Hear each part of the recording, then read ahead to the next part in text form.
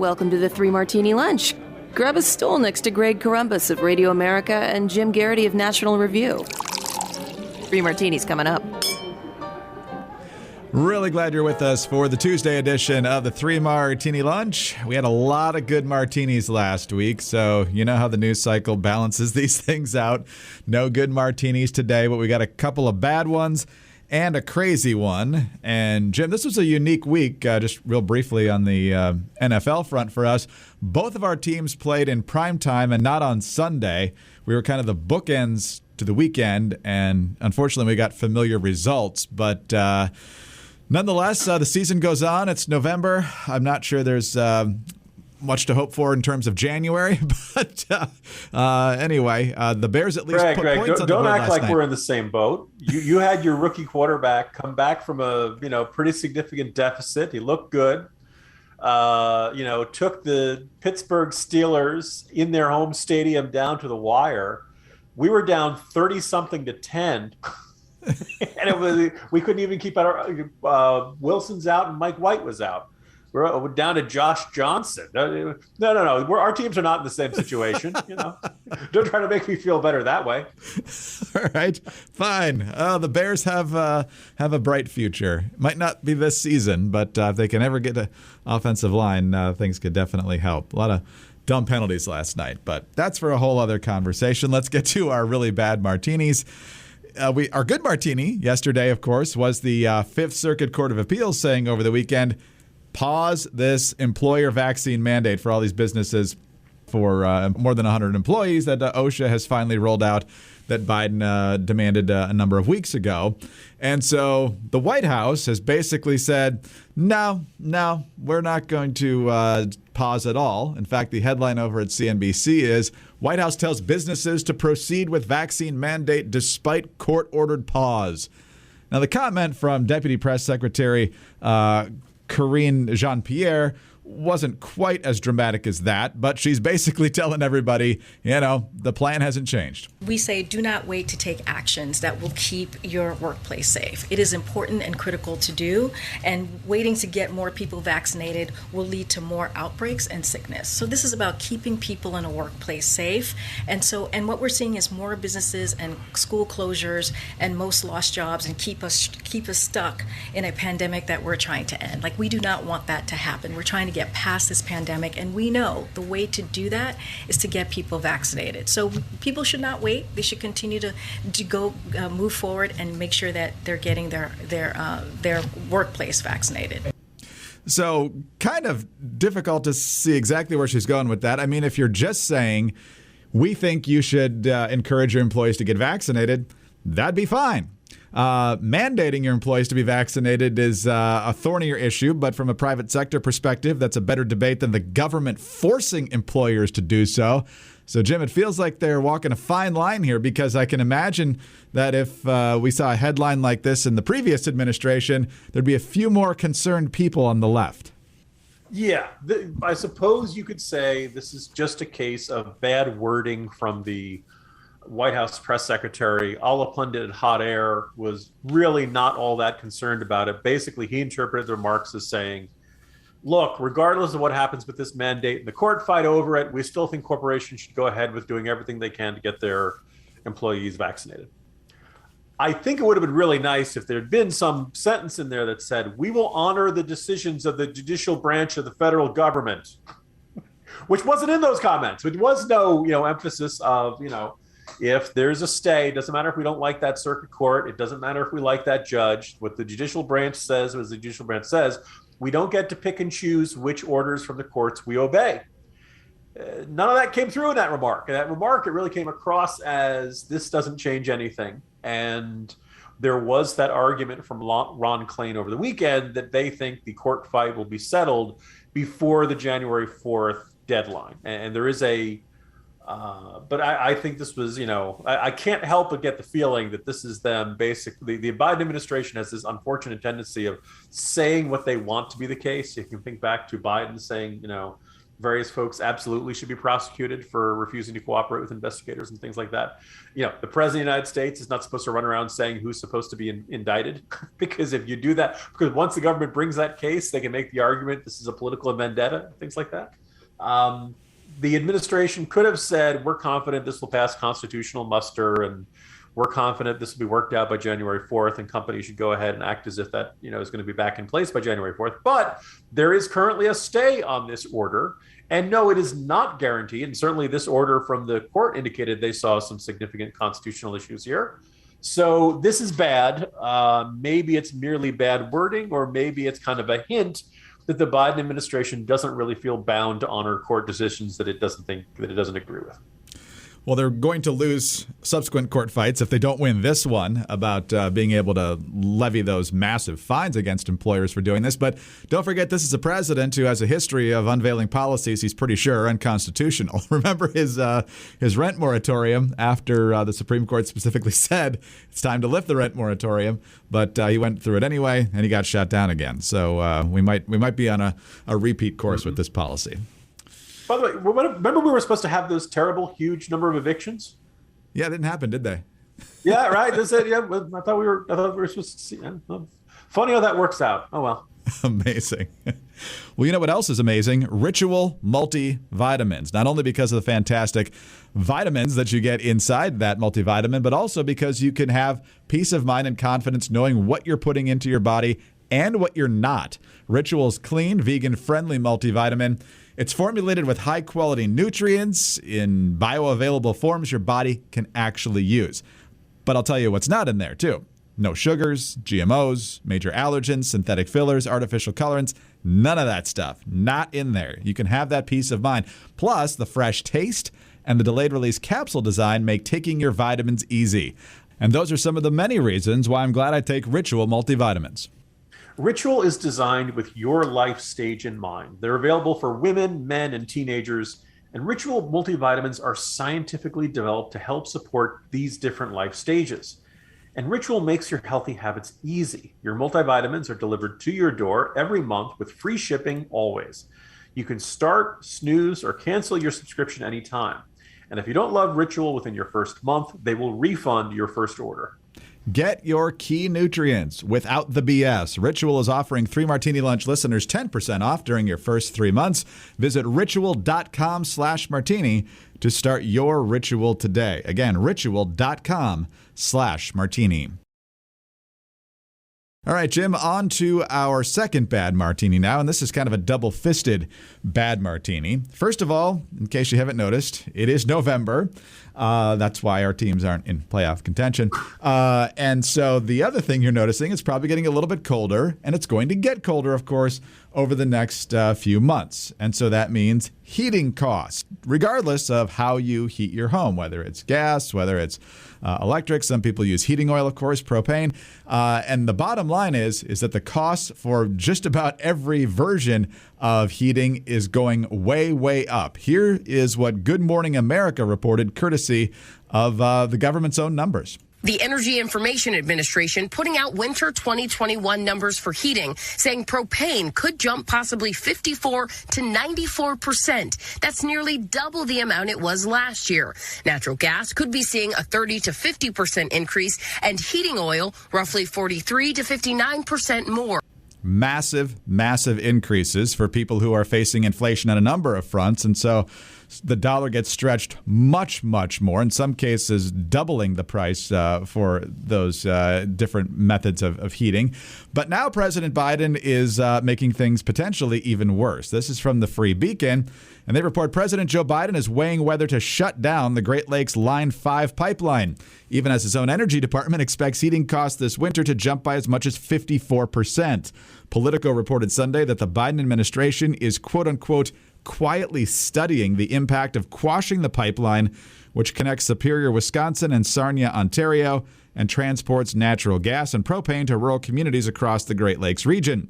The study comes as Michigan's propane prices have risen 50% from last year, and as the Biden Energy Department predicts a 54% spike in propane costs. Increased energy costs have driven the highest inflation surge in more than a decade, the Labor Department reported in October. So, Jim, this is back in my original backyard. There's been a huge fight over this pipeline for a while.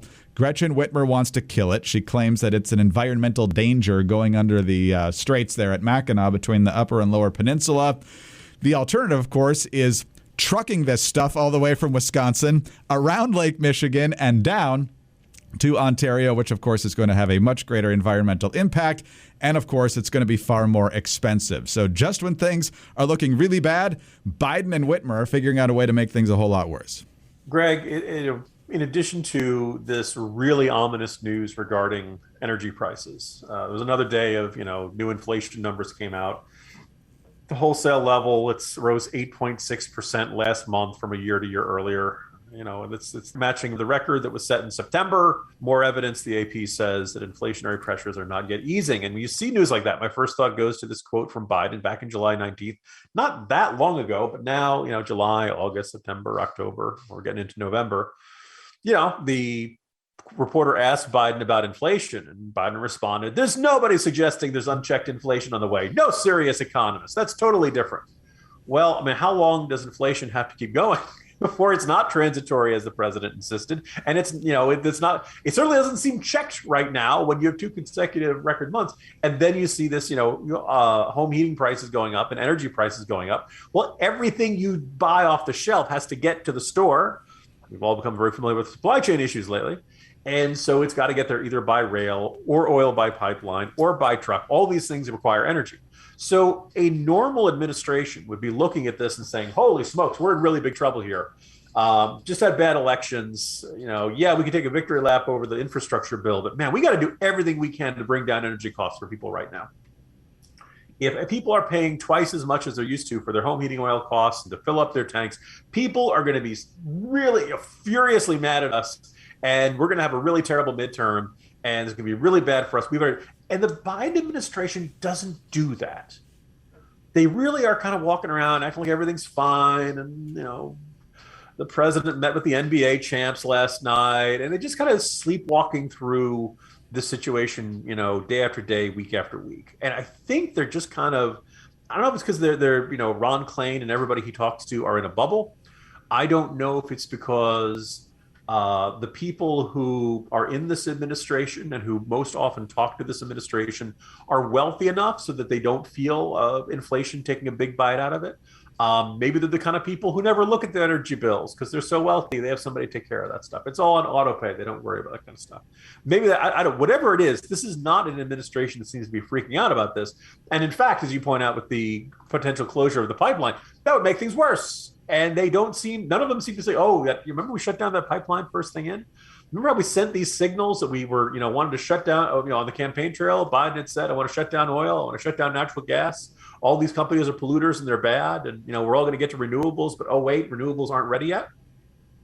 Most administrations will be rethinking things. There's very little indication this administration does, which suggests we are in for a really expensive winter. I would not be surprised if the president's already bad approval ratings are either the same or even worse come the end of winter, because people have been through several months, coming up on a year of an inflation problem and a supply chain problem on top of that, and high energy costs problem. 3 big problems that really hit them in the pocketbook. And the administration's been insisting the whole time, don't worry, everything's fine. Our policies are making things better, when in fact they're making them worse. First of all, I hope voters in Michigan and Wisconsin and perhaps elsewhere in the Midwest that depend on this pipeline are certainly paying attention. A couple different things here, Jim. I think when the left wants us to think of fossil fuels, they want us to think of belching black smoke from smokestacks from 30 years ago, long before we had clean coal technology and so forth. This is natural gas and propane. It burns clean. It's not adding anything, even if they're right, which I don't think they are, about the extent of the impact of fossil fuels on our climate. But then the other thing here, this is a feature, not a bug, of their transition from fossil fuels to their allegedly renewable agenda. There's abundant supply of this stuff. There's not an abundant supply of the other stuff. So in order to wean us off this stuff and get us on the other stuff, our energy costs have to skyrocket, just like Barack Obama promised all those years ago. I was going to say, in the end, the idea, if you have a particular, they would say environmentalist, I almost wonder if there's a ultimately anti-human mentality is the better or simpler way of summarizing it. This idea of being, the idea of like saying, no, we need to, the way to make people use less energy is to make it as expensive as possible. And then things will turn out okay. Don't worry. That, of course, is obviously a terrible way for things to turn out. But, that is in some people's minds a better outcome, because you might be miserable, but thankfully you'll be, not spending nearly as much on, you won't be emitting as much carbon emissions, and that's all that they need. Apparently care about. Yeah. And that's what makes it so frustrating, Jim, because they always present it on the left as a binary choice. Do you want a healthy, thriving planet, or do you want affordable energy? Well, I want both, and I can have both, and that's the whole point. The energy industry has proven time and time and time again, whether it's natural gas, whether it's fracking, whether it's clean coal, that they're able to produce the energy that we need and to do it in an environmentally responsible way. They're getting better and better and better at it all the time. And so this idea that you have to accept rolling blackouts or sky-high energy costs in order to have a tiny, tiny improvement in the health of the planet, I'm not buying it. It's not a binary choice. We can absolutely do both, and we have been doing both until this administration decided to do everything it could to disrupt it. Just unbelievable. All right. I'm going to need to relax a little bit after that, and there's no better products for that than the great things you can buy from MyPillow, whether it's the pillow, the towels, the mattress topper, or the Giza Dream Sheets. As you probably noticed over the past couple of weeks, I was gone a few days, and during those times I was out of town. I was staying in hotels, and they were nice. But it was so nice to get back, both times, to my Giza Dream Sheets on the bed. Let me tell you, nothing's more soft, more comfortable, just fantastic products. And for a limited time, you can buy one and get one free on any set of Giza Dream Sheets when you use our promo code Martini at mypillow.com. Imagine sliding into the most comfortable sheets you're ever going to own. Guaranteed. They're made from the world's best cotton and grown only in a region between the Sahara Desert, the Mediterranean Sea, and the Nile River. The long staple cotton makes these sheets ultra soft and breathable. They're available in a variety of colors and sizes. They're machine washable, and they have a 60-day money-back guarantee, as well as a 1-year limited warranty. And for a limited time, buy one set of Giza Dream Sheets, get another one free. Go to mypillow.com, click the radio listeners square, and use the promo code Martini at checkout. Or call 800-874-0104. Find deep discounts on all MyPillow products, including the MyPillow mattress topper, MyPillow towel sets, and so much more. Do not miss this sale of the year. That's mypillow.com, promo code Martini, or call 800-874-0104. Sleep better with mypillow.com.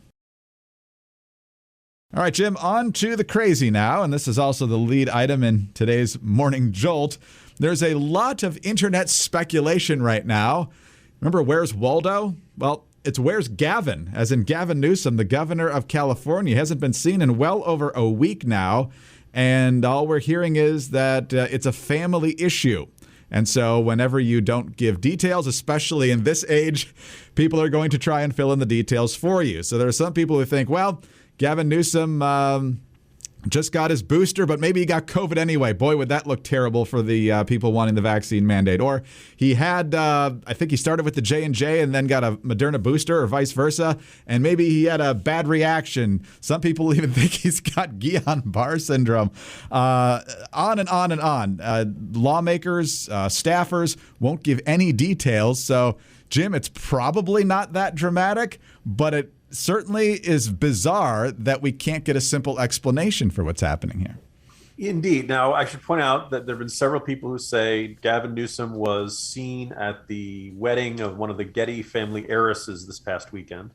So that would suggest that it's not a health issue, or that, certainly that it was contagious, but that was a dumb idea. I don't think that's the case. I did notice, because I wrote about this first in the corner yesterday. And I figured, okay, it's a little weird for Gavin Newsom, of all people, to not be out. But we're up to like 13 days. It's well more than a week. It's now, if he'd gone on vacation, fine. Usually governors are entitled to take vacations. They usually announce it, and if they're going to be out for a long time, they tell the lieutenant governor, you're in charge if there's a disaster or something like that.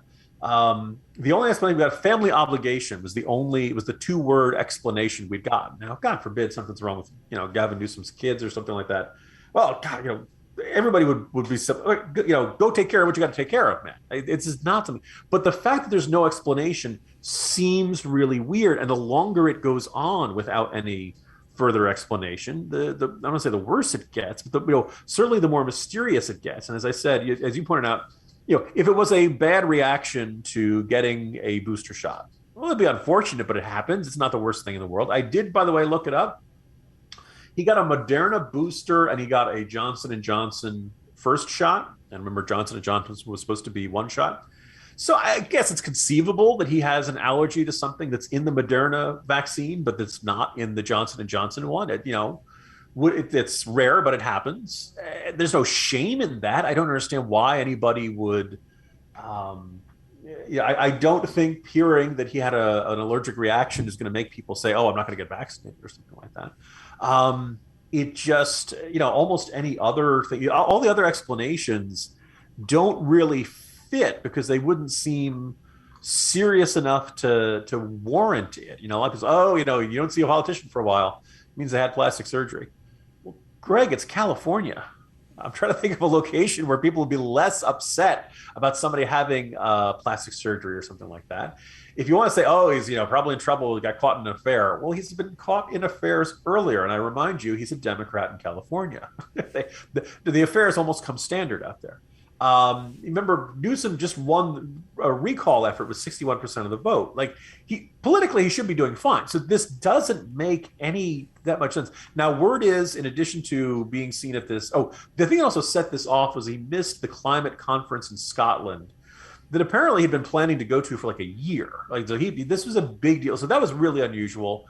And then you add on to it, apparently it was at the wedding, so it wouldn't seem to be a health issue.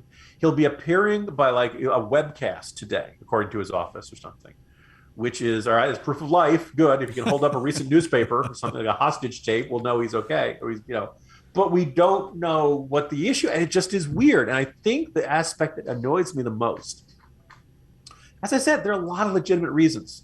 He could need time off or time away or not to be in public. Most of them are very reasonable and sympathetic, and just say you're doing it. Don't disappear for 2 weeks. So Newsom's wife wrote and then deleted this tweet and was called people haters who were speculating about it. Look, it's not hating when the governor just doesn't appear for 13 days to say, hey, what's going on? Where is this guy? And then 2 California state senators who did go to Scotland for the climate conference also said, I don't think it's appropriate to dig further into it. Well, that's not all a red we hear flag. is family issue. That's okay. But if God forbid there's something wrong with you, say something's wrong with one of his kids. Okay, God, all right, go take as much time as you need, Governor. That's totally understandable. It just seems very weird and mysterious. And the refusal to give further explanation seems really odd. And I think if it was the scenarios of him having some really terrible dread disease because of his booster shot, I find that pretty implausible. But if he did, I don't think hiding it is any better. You don't make things any better. And you basically, the mystery of disappearing for 2 weeks after you get your booster shot, like if you're trying to fuel vaccine skepticism, that's probably the best way to do it. So openness is almost always the best policy, particularly when it comes to elected officials. They like to call themselves public servants. I think some of that requires accountability for where you're going to be. And whatever the reason is, 99 out of 100 reasons people are going to understand, or it's going to be politically something, he probably could survive. It's strange. It's mysterious. I hope we get better answers out of this. And I just don't like this reflexive arrogance and entitlement of, no, you're not entitled to know where he's been for the past 2 weeks. Everything's fine. Thank you, Kevin Bacon, at the end of Animal House. Well, I just wonder if the standard would be the same if it were a governor of a different party. So I don't think so, but we'll find out. We do hope he's well and everyone in his family is well, certainly. But again, not very good PR from his staff in handling this mystery, because as we said at the start of this conversation on this topic, if you don't provide at least some of the details, plenty of people will be happy to try. And so then you got to spend the next few days batting them all down if they're not true. And maybe even if they are. So, Jim, on that note, we'll call time for today. You are off the next couple of days, so have a wonderful time, and I will see you on Friday. I will see you Friday, Greg. Jim Garrity getting some actual nice vacation time. Fantastic. I'm Greg Corumbus of Radio America. Thanks for being with us today. Do subscribe to the 3 Martini Lunch podcast. We're very grateful for your 5-star ratings and your kind reviews. Please keep those coming. Get us on those home devices. All you have to say is play 3 Martini Lunch podcast. Follow us on Twitter. He's at Jim Garrity. I'm at Dateline_DC. Have a great Tuesday, and please join us again on Wednesday for the next 3 Martini Lunch. The State Department keeps lying about the Americans still stranded in Afghanistan, and John Durham is getting closer to the truth behind the Russia hoax. I'm Sarah Carter. On the latest Sarah Carter Show, I'll tell you the real story on both of these stories that the mainstream media won't talk about. And I'll give you a horrifying update on the border crisis, which gets worse every day. You won't hear this anywhere else. Subscribe to the Sarah Carter Show at Apple, Spotify, or wherever you get your podcasts.